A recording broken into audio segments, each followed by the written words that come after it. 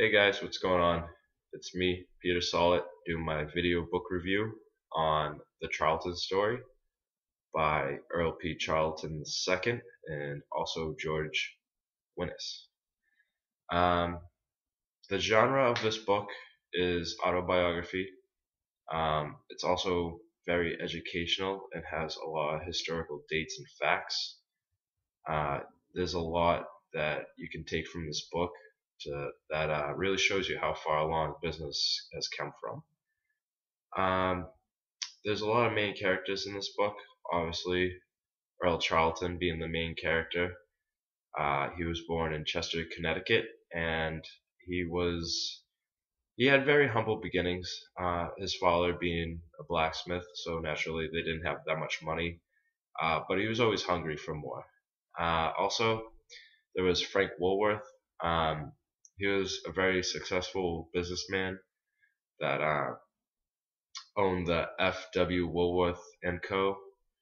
So also later on, Charlton would merge companies with them. There's also Seymour Knox. He's a cousin of Woolworth. He was a partner with Charlton in the 5 and 10 cent stores.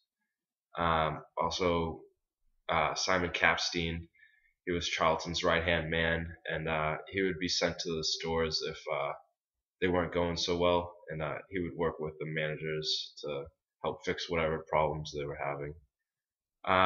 Also, Harry Hermanis, he was the top manager in the San Francisco store, and he ran that very smoothly. Um, in the beginning of the book, it talks of uh, the humble beginnings that Charlton had. He started as a stock boy, which isn't a high-ranking job.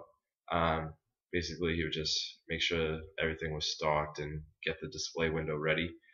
Later on in life, he began making his own moves, and he started the 5 and 10 cent stores, which were ahead of their time because a lot of the stores they didn't display their merchandise and had the same pricing on all the different items, which made it less affordable for some of the people. So also the some of the conflicts that Charlton had was later on when he owned multiple stores. Uh, he had to communicate with the other stores, and he did that via letter. Also, he had to manage his employees, and he had to know when was when. Some of the managers couldn't hold their own weight, and he was able to let them go. And he surrounded himself with very intelligent men, and really did well for himself. The climax, I would say, is the merger with the Woolworth Company.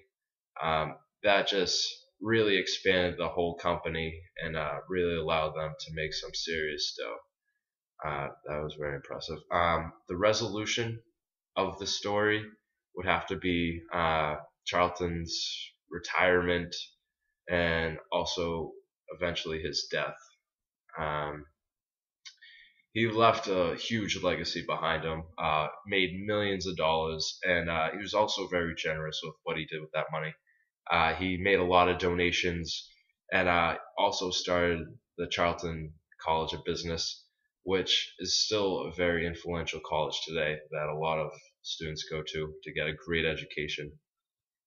Two themes of this book I thought were to inspire young entrepreneurs to chase their dream, and that even a small stock boy in Connecticut can rise in ranks and eventually make millions of dollars. So it's a very inspiring story.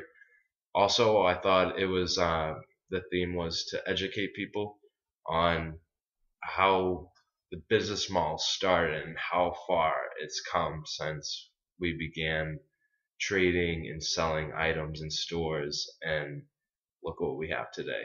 It's all a lot due to Charlton. Um, I would rate this book a 7 out of 10. I really thought that in some points it was boring with all the dates and all the different store locations, but I thought the message was really, really cool.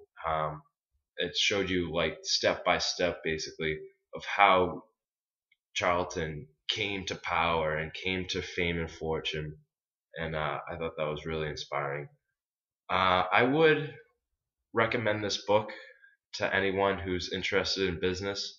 Obviously, if you don't want to pursue a career in that, this book really wouldn't be your cup of tea. But I thought it was a good read, and I would recommend it to my grandmother. She would probably be interested in this.